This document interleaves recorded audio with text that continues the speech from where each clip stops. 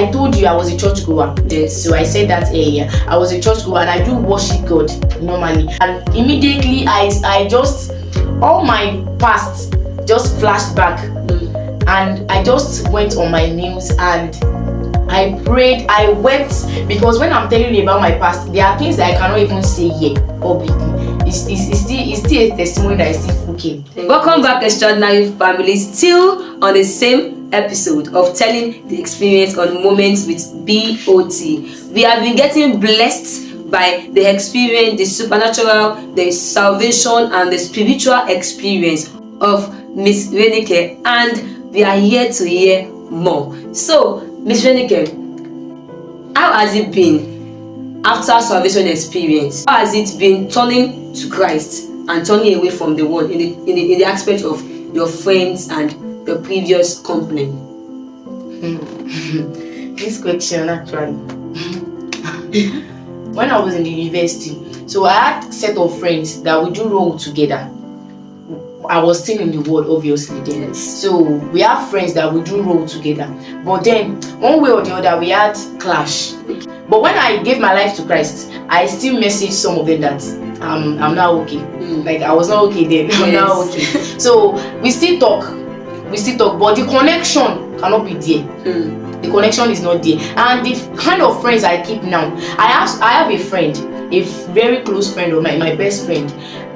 We were in the we do go to club together, then we do party a lot then. But when I had an encounter with Christ, I preached Christ to her too. She's a Muslim, as she was a Muslim. She was a Muslim girl then. So I preached Christ to her too, and to God be the glory. Now we were dining in club then. So now we are now dining in Jesus. You understand? So I still have friends. BOT too, she's a great friend. Like, while I was still in the world, she's someone, like, she's part of the people that I can say interceded for me. So she's my friend. She's my sister, and I still keep friends. Even unbelievers, I still have unbelievers as friends. I'm still interceding for that. God, please, this person, I want them to have the joy that I have. Yes. So that's just it about keeping friends. So that is for everyone too. I think it's for everyone. It's for everyone. We even Jesus, he died with unbelievers. Yes, just to bring them. So we have to do some things that just to bring people closer to God. So that's just it. Wow, that's amazing. Thank you so much.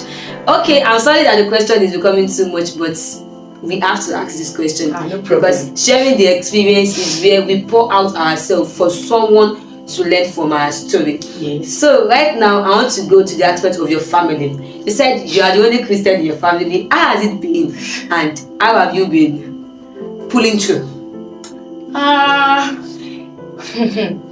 This question, because the kind of father I have, I'm not talking about God, I'm talking about my earthly father. Yes. The kind of father I have, my dad is an allergy, and even when I was still a church-goer, I love going to church. I don't want to miss any program. So there was a time that we had crusade in my church, and I came in late. My father had to tell me that I should not come inside, that I should sleep outside, or I should go back to my general overseer's house, that he's not going to allow me. And I remember that I had to call our general overseer that this is what I'm facing. This is what I'm facing. What is keeping me? Like, what is still making me to press on is the gift of my spiritual mother, and that's Mommy Agbaji. Yes. Because whenever I'm down, whenever I'm facing a lot in my family, I just go back to her and I tell her that mommy, they have started again. Sometimes I'll just sit down and God, your baby girl is tired. You want me to start sit for these people? These people are frustrating me. Like, I will tell you that I want to go to church 8 o'clock, and it's 7:30 you give me your clothes, I should wash your clothes. Is that not wickedness? I just feel it's wickedness. But then I will keep praying. It can be tiring sometimes. But then God has been helping me. It has been God. It has been God. Seriously, it has been God. It has been God. It has been. To God be the glory. So, as we wrap up today's episode, what is one word that you would like to tell people out there, share with people out there, concerning yourself, or concerning life generally, or concerning your experience that you want them to hold on to and journey with in life?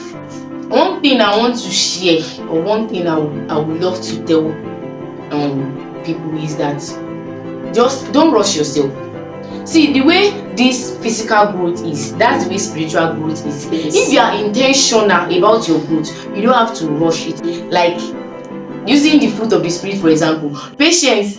I'm somebody that to me, then to some extent I was patient, but for over 8 months, God taught me patience for over 8 months.